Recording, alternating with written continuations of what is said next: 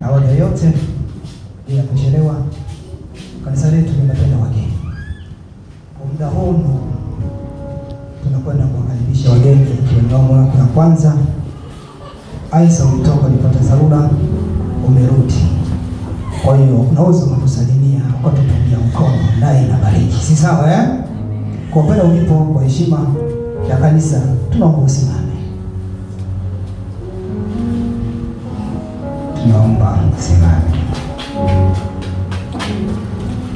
Basi naona wote ni wenyeji.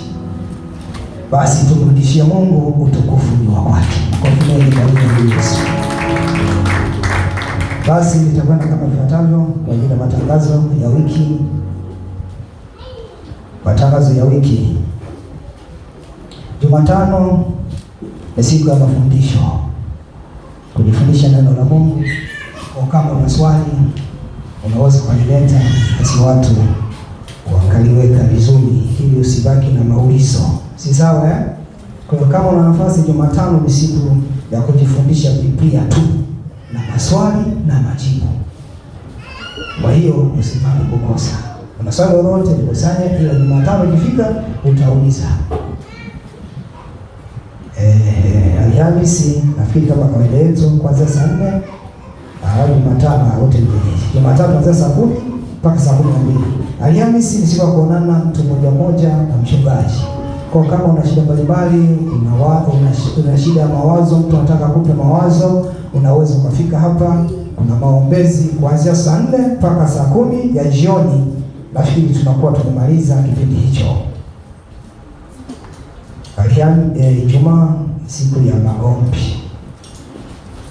Siku ya maombi. Lakini kwa wiki hii itakuwa ni siku kama ya tofauti. Si sawa ya? Itakuwa ni wiki ya tofauti.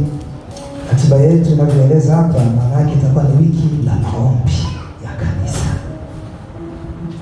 Kwa hiyo kama itakuwa ni wiki la maombi ya kanisa, maombi yatakuwa ya siku 3. Siku 3 sio kwamba ni kufunga tunakaa siku 3. Hapana, yatakuwa ni yale tu ya mporomoko, tunaita mporomoko. Si sawa ya? Itakuwa tunaanza asubuhi mpaka jioni. Kwa hiyo tutakuwepo Jumatano ndivyo atakapoanza, Alhamisi mpaka Ijumaa tutakuwa tumemaliza. Kwa hiyo jitahidi sana uwe mwaminifu kwenye kipengele cha maombi. Si sawa jamani?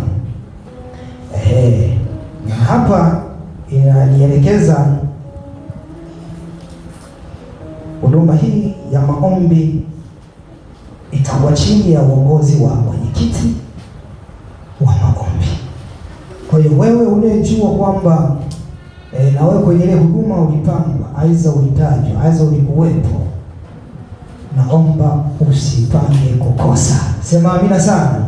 Muhimili wa kanisa sisi tunaangalia ni maombi. Bila maombi hatuwezi tukafanya chochote. Kwa hiyo baada ya ibada, mwenyekiti wa maombi ataonana na wale wote waliowekewa mikono hapa siku ya Jumapili. Yaani wewe kama unijua siku hiyo uliowekewa kwa mikono kwa ajili ya huduma hii, basi mwenyekiti ana neno la kuwekana sawa ili muende vizuri. Sema amina. Kwa hiyo na katika hapa nitoa ufafanuzi kabla idara zote kukutana. Naomba idara ya maombi kwanza ndio wakutane. Wakishaweka mipango sawa, wenyewe wakijikamilisha, basi na sisi ndio tutachomoka tuende kwenye mambo mengine. Viongozi wa wiki. Viongozi wa wiki. Mzee wa zamu atakuwa Andrew. Afikia mshajijua. Mashemas, Mama Iyunga na Mama Jade.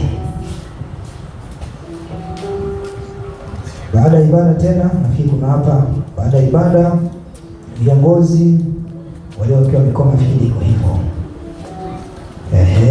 Namba 7, wamama wabaki baada ya ibada. Namba 8, wababa wabaki baada ya ibada. 9, mashemasi yote wakutane. Namba 10 ya mwisho, mchungaji kwa safarini, yeye tunashukuru anaendelea vyema. Naamini kwa sababu ya nini jamani? Ya maombi yenu. Kiona tembea unapita ndio utajua ajali zimetapaka kila kona.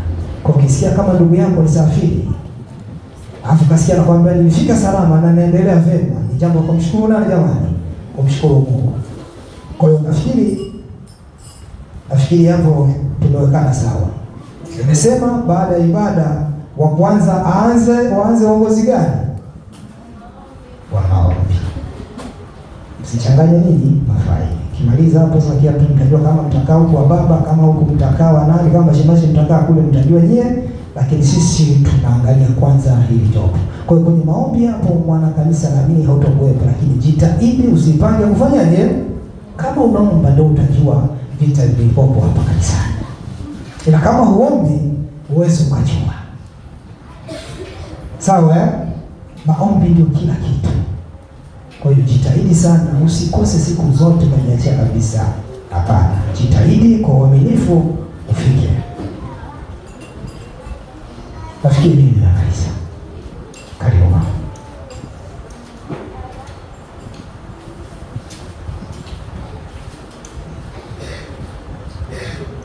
Amina. Wakati huu ni wakati wa matoleo.